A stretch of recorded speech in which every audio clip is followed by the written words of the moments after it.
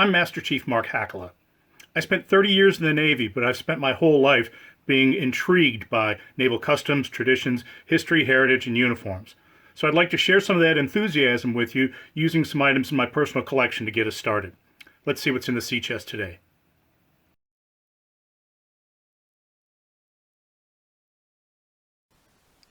The Color Guard. Once a key component of battlefield tactics, now a proud reminder of our history and heritage. The use of banners and other symbols to identify particular military units is a custom that dates back to antiquity, and it's one that's common around the world.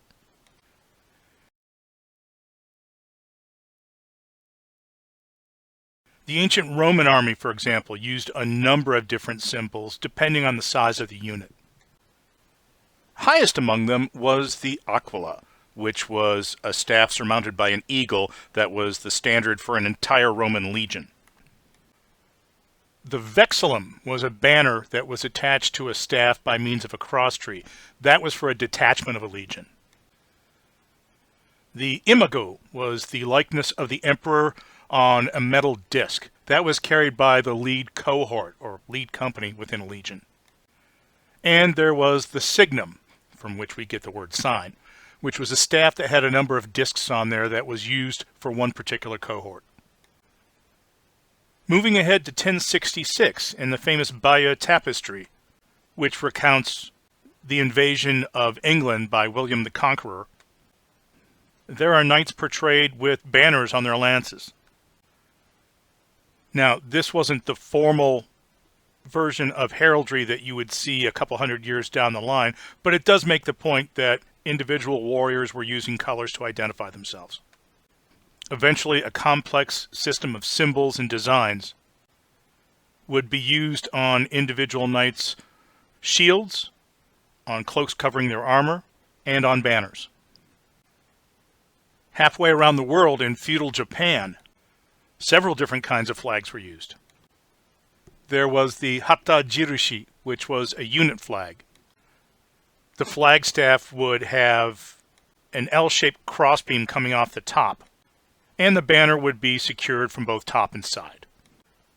Additionally, you had the sashimono, which was a back banner. You had a short staff that was secured to your armor in the back, so you had a small personal flag flying above your head. The European evolution of these customs would result in regimental colors. So, how is it that these traditions made their way into the Navy?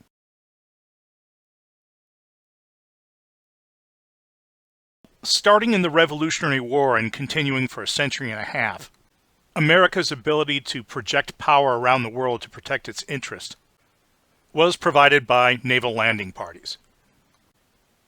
Every ship had a landing party composed of sailors and Marines, and every sailor had to know infantry, ground combat, as well as he knew his job on the ship. But it would be a long time before the Navy had its own book covering infantry warfare.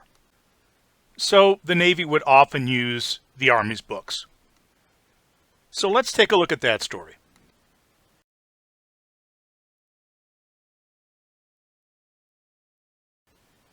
In the first couple of years of the American Revolution, the Continental Army was pretty poorly trained and pretty poorly disciplined.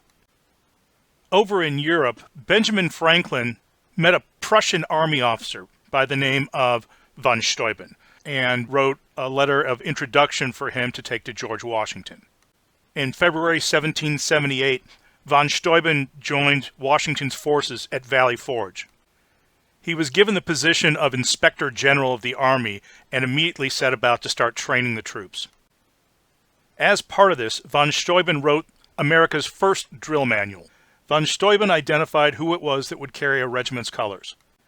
And the answer might sound a little surprising. It's an Army officer, but with the rank of ensign. Now, what was then called an ensign would now be called a second lieutenant. Von Steuben gives some details. As there are only two colors to a regiment, the ensigns must carry them by turns, being worn for that service by the adjutant. When on that duty, they should consider the importance of the trust reposed in them, and when in action, resolve not to part with the colors, but with their lives. As it is by them the battalion dresses when marching in line, they should be very careful to keep a regular step, and by frequent practice accustom themselves to the march straight forward to any given object.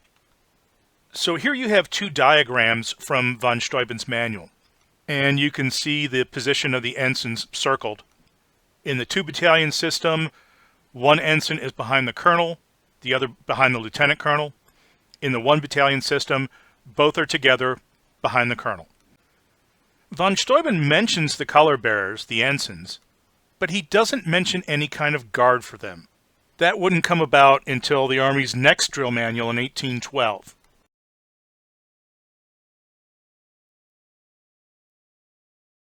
In that manual it states, "The guard of the colors of the battalion will consist of 8 senior corporals from the 8 battalion companies. The first rank of this guard will be composed of the ensign who carries the colors and 2 corporals, one on his right, one on his left. The center and rear ranks shall be formed each of 3 corporals. The 3 corporals who may be distinguished for regularity and perfect appearance under arms and in marching shall be placed in the center rank of the color guard." Formation might seem a little bit strange to our eyes today, a group of 3 ranks of 3. And you also notice we still have the ensign.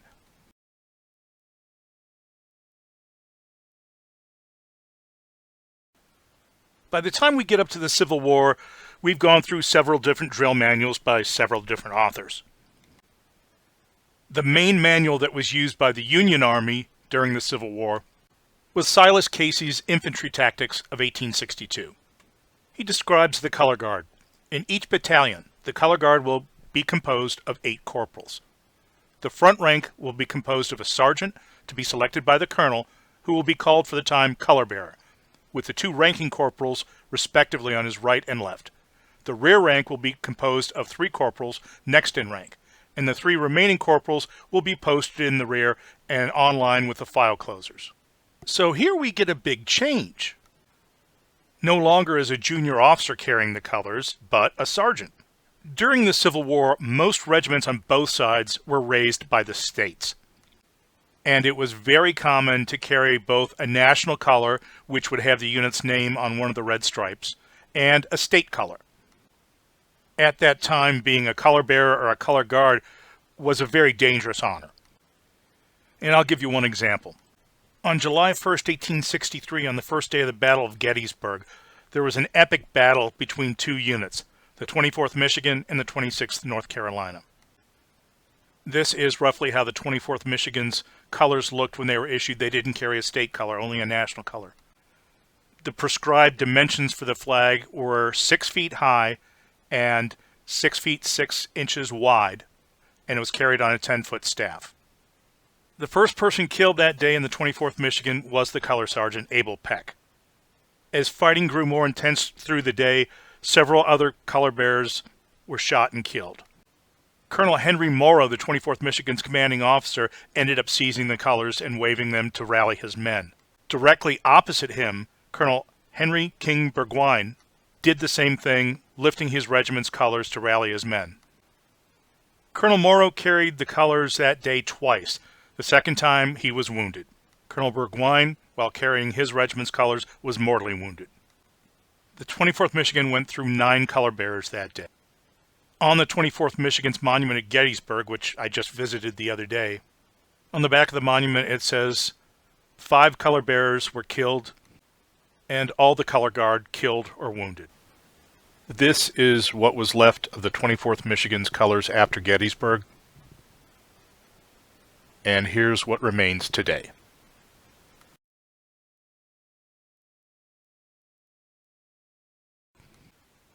Now, jumping back over to the Navy side. On December 9, 1864, Rear Admiral John Dahlgren sent a letter to the commander of his fleet's infantry brigade. He wrote, "Sir, I send you 3 distinguishing pennants for the battalions of the Fleet Brigade. Red for howitzers, blue for skirmishers, and white-blue for the Marines, marked with an anchor." So this is likely the first Navy color specifically meant to be carried by troops going ashore as part of landing parties. and it would develop into the Navy Infantry Battalion flag that's still in use today.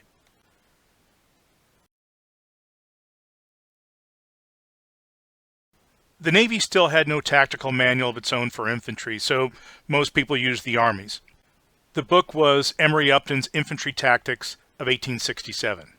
As a quick aside, it was this book that for the first time changed the American salute from palm forward, the way the British do it, to palm down, the way we do it today.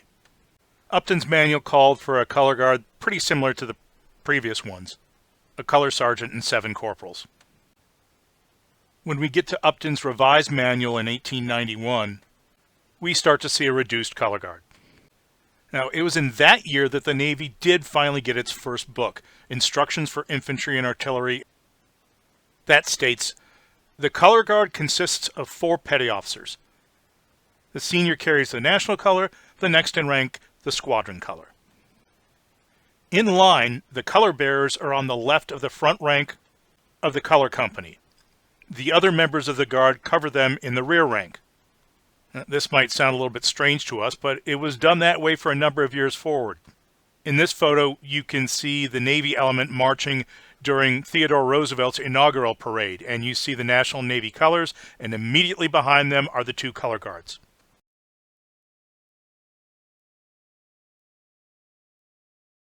In the next book for the Navy, Drill Regulations for Infantry, Artillery, and Away All Boats of 1898, it says the color guard consists of 1 petty officer and 2 men, the petty officer carrying the national color. Now, it's quite a few paragraphs down until it says, if a squadron color is paraded, a petty officer is designated to carry it. He takes position on the left of the color bearer and conforms to the movements of the latter. The 1899 manual is set up pretty much the same way, 1 petty officer, 2 others, and a secondary color bearer as an afterthought. What's great about the 1899 manual is it actually gives you some illustrations, and you can see that the national color is pretty big. You can also see that it's so long that it's going to end up touching the deck, which is something, if you see in this later photograph from Arlington, they've actually wrapped the national color around the staff so it won't be dragging on the deck. The other thing that's interesting in 1899 is they actually demonstrate that the national color does a salute, which it does not today. In the manuals of 1907 and 1916, the color guard remains pretty much the same at 2 petty officers and 2 other men carrying national and battalion colors. You also notice that when the colors are in the position of carry color up in the socket, that the staff is inclined forward a few degrees.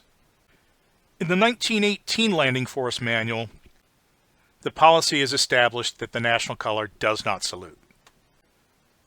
The 1918 Landing Force Manual is also the first time that Navy color guards are directed to march in 1 rank only.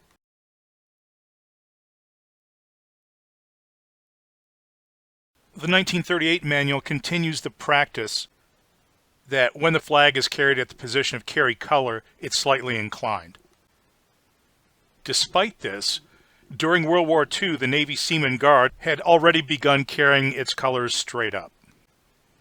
In the 1950 Landing Party Manual, you see illustrated the positions of carry color and the position of present color for the organizational flag.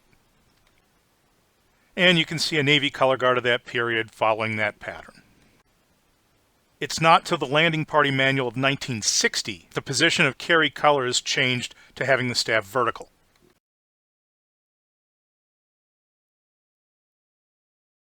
The year before that, in 1959, we get something interesting. On April 24th, President Eisenhower signed an executive order establishing the flag of the United States Navy. Once it was established, there was a race on to see who would carry it first. Days later, during a flag officer retirement ceremony in a joint Navy-Marine Corps color guard, Seaman Jim Ronan of the Navy Ceremonial Guard carried the Navy flag for the first time. And 50 years to the date after that, we took Ronan and one of his fellow guardsmen up to Carderock to the very spot where he carried the flag.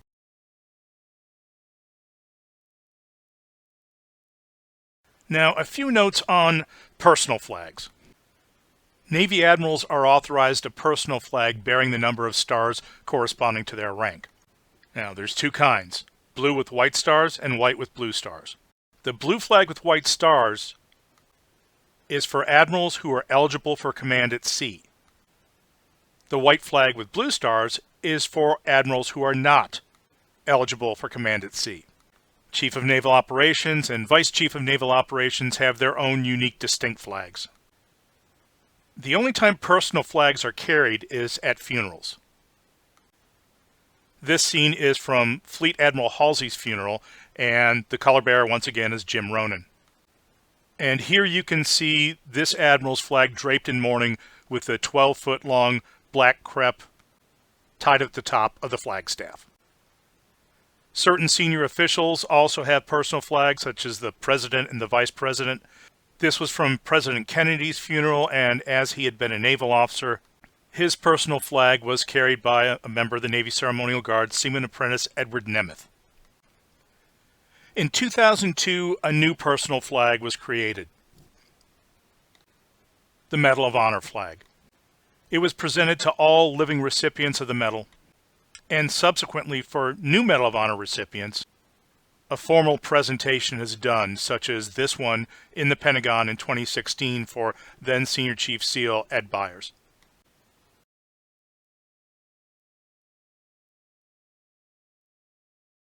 Guidance for modern color guards. There are rules for every aspect of taking part in a color guard. The flags themselves, how they're put together, how they're carried. The only authorized topping ornament for Navy Infantry Battalion flags, and for the national color is the battle axe. Not to be confused with the halberd, which is used to top admirals' flags. Eagles, spearheads, not authorized. The national color takes no fringe, and it takes a red, white, and blue cord and tassel. The Navy flag takes gold fringe and no cord and tassel. The national color, the Navy color, and or the Infantry Battalion flag are the only flags authorized to be carried by Navy color guards. Examples of flags that are not authorized are state flags, the POW MIA flag, which is only designed to be flown, not to be carried, flags of private organizations or companies, and personal flags of admirals. Joint service or multi-service color guards are authorized, and the order of precedence of the flags corresponds to the order of precedence of the services. The national color is always, always, always on its own right, that is, as the flag looks at you, and then in descending order moving to its left, Army, Marine Corps, Navy, Air Force, and Coast Guard. Color Guard uniforms. The equipment that's authorized for color guards stems from the infantry equipment that would have been worn by naval landing parties. So the only items outside of standard Navy uniform components that color guards are authorized to wear are white guard belts, white leggings, and white gloves. That's it. Helmets are not authorized. Locally created patches or badges such as Honor Guard shoulder tabs are not authorized. Spats, which are not the same as leggings, are not authorized. And when you wear leggings, you tuck the trouser legs into the leggings. There are certain additional uniform components that are specifically and exclusively authorized for wear by members of the U.S. Navy Ceremonial Guard. These include ascots, aigulets, blousing trousers above the leggings, and a forming of the white hat into a distinctive shape. No other Navy units are authorized these modifications. Drill for Navy color guards is standard drill as you would find in the Marine Corps order, Marine Corps Drill and Ceremonies, which is the Navy's book too. Properly executed, a Navy color guard can bring honor and distinction to official military events, and it should be the goal of everyone participating in them to strive for perfection.